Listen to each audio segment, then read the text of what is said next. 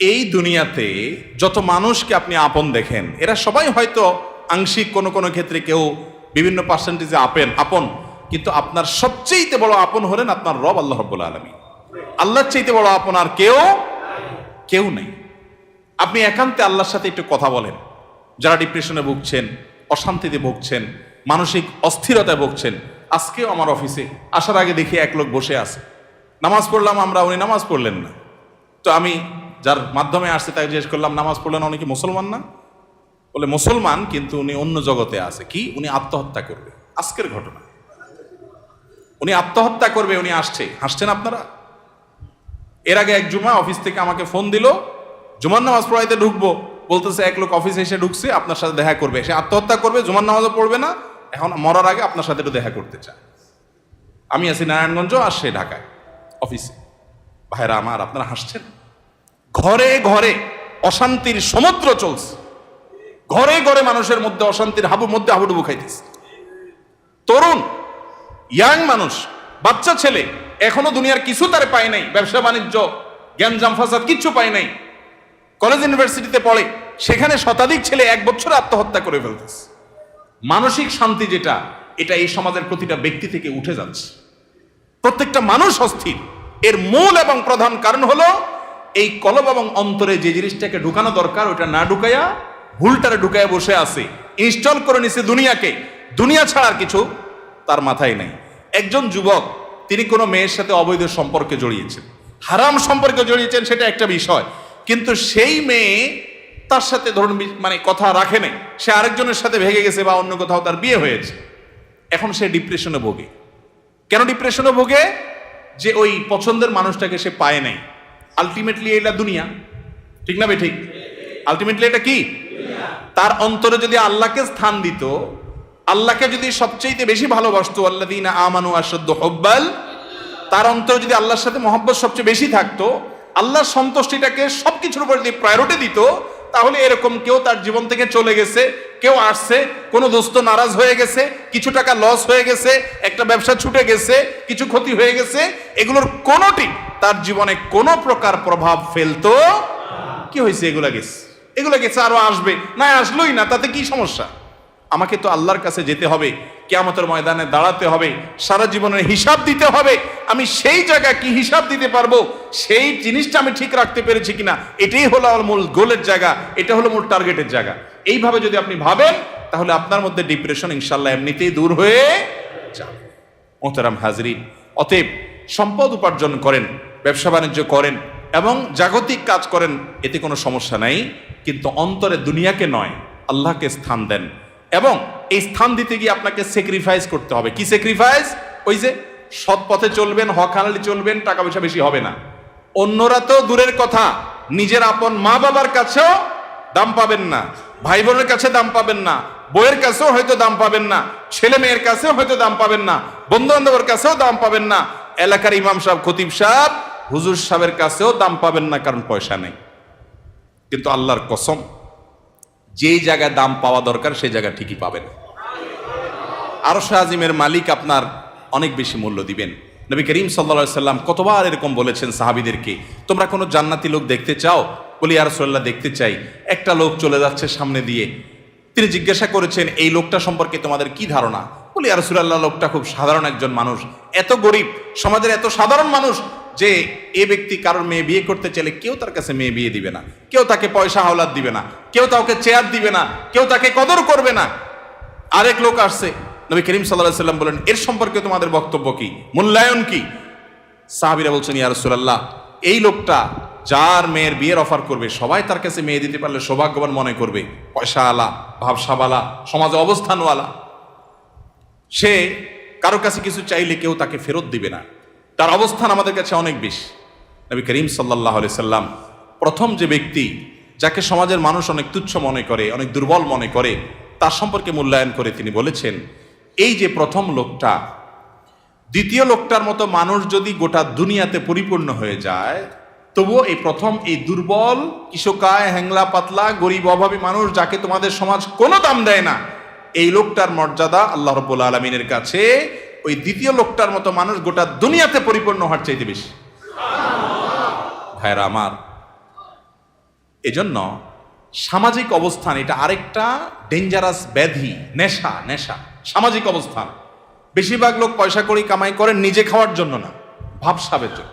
কিসের জন্য? ভাবসাবের জন্য। ভাবসাব বুঝেন? আমি এই জন্য প্রায় সময় বলি গোটা দুনিয়াতে এখন অভাবটা হলো ভাবের। অভাবটা কিসের? ভাবের অভাব। যে আমাকে মানুষ লাখপতি বলবে, কোটিপতি বলবে। অনেক লোক দেখবেন যে বিদেশে হয়তো উনি সাধারণ একটা কাজ করেন, কিন্তু দেশে আইসা মাশাআল্লাহ কোট টাই বুট, ঢাকা শহরে হয়তো কোনো একটা দোকানে কাজ করেন, কিন্তু গ্রামে যায় মাশাআল্লাহ এমন ভাবে পরিপাটি হয়ে যান যে উনি ঢাকা শহরের বিশাল শিল্পপতি। আছে না নাই? তো বেচারা এত কষ্ট কেন করতেছে? তার দরকার একটু ভাব। তার কিসের দরকার? ভাব। এটাকে বলে সামাজিক অবস্থান। হব্বে যা, এটা মানুষকে কুরে কুরে শেষ করে দেয়, একদম ধ্বংসের দ্বার প্রান্তে নিয়ে যায়। এজন্য ডিপ্রেশন থেকে মুক্তি পেতে চান, একমাত্র পথ আল্লাহর আনুগত্য এবং গোলামিতে ফিরে আসেন। সালহাতু সঙ্গে বুদি দিল খারাস আজমুদে এক জামানা খাকে বাস। ভাইরে, বহু বছর তো পাথর হয়েছিলেন, কিছু কাল একটু মাটি হয়ে দেখেন, একটু চোখের পানি ফেলে দেখেন, একটু রোনাজারি করে দেখেন, একটু আল্লাহর সাথে কথা বলে দেখেন, দুনিয়ার মোহটা ছেড়ে দেন, আল্লাহর মোহাব্বতটাকে নিজের ভেতরে আনার চেষ্টা করেন, আল্লাহর গোলামিটা করে দেখেন। একাকি আল্লাহর সাথে একটু কথা বলেন, ভোর রাতে উঠে একটু আল্লাহর সাথে কথা বলেন, তাহাজ্জুদে গিয়ে একটু চোখের পানি ছেড়ে দেন, মুনাজাত করেন, আল্লাহর সাথে কানাঘুষা করেন। কেউ আপনার দুঃখ বুঝে না, আল্লাহকে বলেন, আল্লাহর সাথে একটু কথা বলেন। আপনার চাইতে সুখী মানুষ আল্লাহর জমিনে আরেকটা আর থাকবে না ইনশাআল্লাহ। ভাইরা আমার, সুখের যে পথ কোরআন বলেছে সেটা আমাদের বিশ্বাস হয় না। সম্ভবত হাসান বসরি রাহিমাহুল্লাহ বা অন্য কোন এক তাবেঈ বলেছেন, কোরআনে আল্লাহ রাব্বুল আলামিন বহু জায়গায় ওয়াদা করেছেন যে আল্লাহ তাআলা মানুষকে দুনিয়াতে সুখ স্বাচ্ছন্দ্য দিবেন। মান আমিলা সালিহাম মিন যাকারিন আও উনসা ওয়া মুমিন ফালানুহইয়ান্নাহু হায়াতান তাইয়্যিবা। নারী হোক আর পুরুষ হোক, যে ব্যক্তি ঈমান আনার পর নেক আমল করবে, আল্লাহ নির্দেশ মতো নিজের জীবনকে পরিচালিত করবে, এটাই তার জীবনের মূল টার্গেট। এটা ঠিক রেখে পয়সা আসলে আসুক, না আসলে নাই, ব্যবসা থাকলে থাকুক, না থাকলে নাই, আল্লাহর আনুগত্যটাকে মূল রেখে চলে। আল্লাহ রাব্বুল আলামিন ওয়াদা করেছেন দুটি বিষয়ের। এক, ফালানুহইয়ান্নাহু হায়াতান তাইয়্যিবা, তাকে অবশ্যই অবশ্যই, যারা মাদ্রাসার ছাত্র বা আলেম ওলামা তারা জানেন, ফালানুহইয়ান্নাহু লামে তাকিদ বা নুনে তাকিদ সাকিলা, তিনটা তাকিদ দিয়ে আল্লাহ বলেছেন ফালানুহইয়ান্নাহু, অবশ্যই অবশ্যই অবশ্যই আমি তাকে দুনিয়াতে সুখী জীবন দিব। আল্লাহ তাআলা বলেন নাই সম্পদের পাহাড় গড়তে পারলে, বিশাল বড় চেয়ারের মালিক হতে পারলে, গদি দখল করতে পারলে, সামাজিক অবস্থান হলে ওই ব্যক্তিকে আমি সুখ দিব। আল্লাহ বলেছেন ঈমান আনার পর যদি নেক আমল করো, আল্লাহর গোলামি যদি কেউ করতে পারে সমস্ত ক্ষেত্রে, যে আল্লাহর আনুগত্য ঠিক রেখে দুনিয়ার সব ঠিক থাকলে থাকুক, আর না থাকলে সব বাদ, আমার বন্ধু অন্তরে তাকে জায়গা দিলাম যতক্ষণ পর্যন্ত আল্লাহ রাব্বুল আলামিনের কোনো আদেশ নিষেধ লঙ্ঘন না হয়। তার সাথে বন্ধুতা করতে গেলে আমার আল্লাহকে হারাইতে হয়, তো বন্ধু বাদ, স্যাক্রিফাইস করে দিলাম। আমি কোনো গ্রুপকে, কোনো বলয়কে আমি পছন্দ করি, ভালো লাগে তাদেরকে, কিন্তু তাদের ভালো লাগতে গেলে দেখি না আল্লাহর ভালো লাগা আর পাওয়া যায় না, তো বাদ, আমার জীবন থেকে আমি সরাই দিলাম।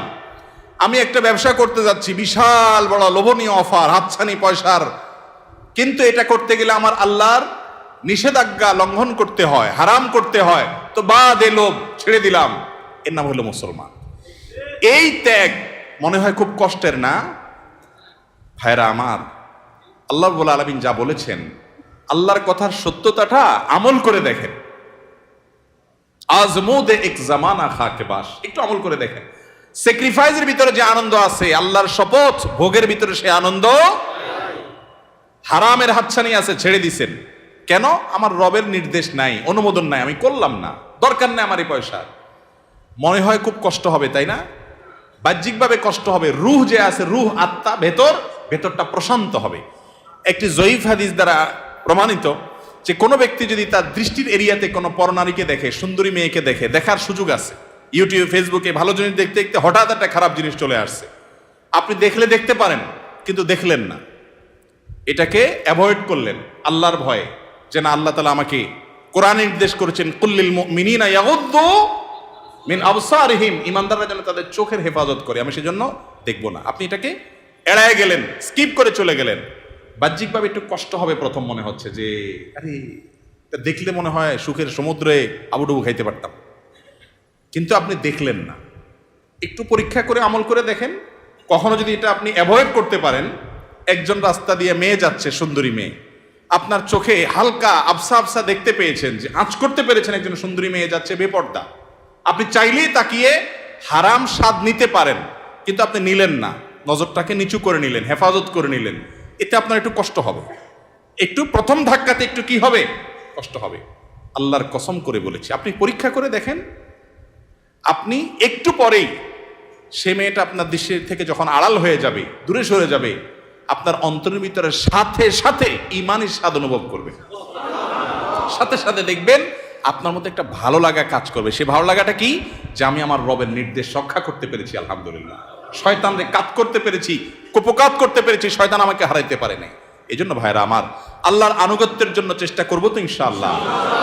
বিশ্বাস করুন, সম্পদে, দুনিয়ার মোহে, দুনিয়ার কোন ঐশ্বর্যে, দুনিয়ার কোন ভোগ বিলাসের উপকরণের মধ্যে আল্লাহর শপথ, আল্লাহ শান্তি রাখেন না। যদি রাখতেন তাহলে আগের জেনারেশনের চাইতে এই জেনারেশনের হাতে সুখ সমৃদ্ধির সমস্ত উপকরণ, ভোগের সমস্ত উপকরণ আছে, তারপর আত্মহত্যা করে, গরিবের চাইতে ধনীরা আরো বেশি করে। ঠিক না ঠিক? বোঝা গেল আল্লাহ তাআলা এগুলোতে শান্তি রাখেন নাই। শয়তান আমাদেরকে ওয়াদা করেছে একবার, আশ-শাইতানু ইয়াইদুকুমুল ফাকরা, শয়তান তোমাদেরকে গরিব হয়ে যাবা এটার ভয় দেখাচ্ছে। এই একবার বলাতে আমরা শয়তানের কথা যে পরিমাণ বিশ্বাস করি, কোরআনে আল্লাহ তাআলা কতবার বলেছেন, ফালানুহিয়ান্নাহু হায়াতান তাইয়্যিবা, ঈমানান নেক আমল অনুযায়ী চলো। পয়সা তোমার কম থাকুক, বাড়ি গাড়ি তোমার কম থাকুক, বেচাকেনা তোমার কম থাকুক, দোকান একটা কম থাকুক, সবাই তোমাকে দাম কম দেখ, তোমার কোনো গুরুত্ব সমাজের মানুষের কাছে না থাকুক, কেউ তোমাকে নেতা না বানাক, পাত্তা না দেখ, কিন্তু তুমি মানসিক যে প্রশান্তি হাসিল করবা, ওইটা কোটিপতি, মিলিয়নার, বিলিয়নারকে আল্লাহ রাব্বুল আলামিন দেন নাই। আল্লাহর এই কথার উপরে আস্থা বিশ্বাস রাখার জন্য দরকার হলো ঈমানী শক্তি। এই জন্য বলি, মাঝে মধ্যে তাকওয়ার চর্চা করে দেখেন, দেখবেন কি স্বাদ। আল্লাহ তাআলা আমাদের সবাইকে তাকওয়ার সে স্বাদ আস্বাদন করার তৌফিক দান করুন।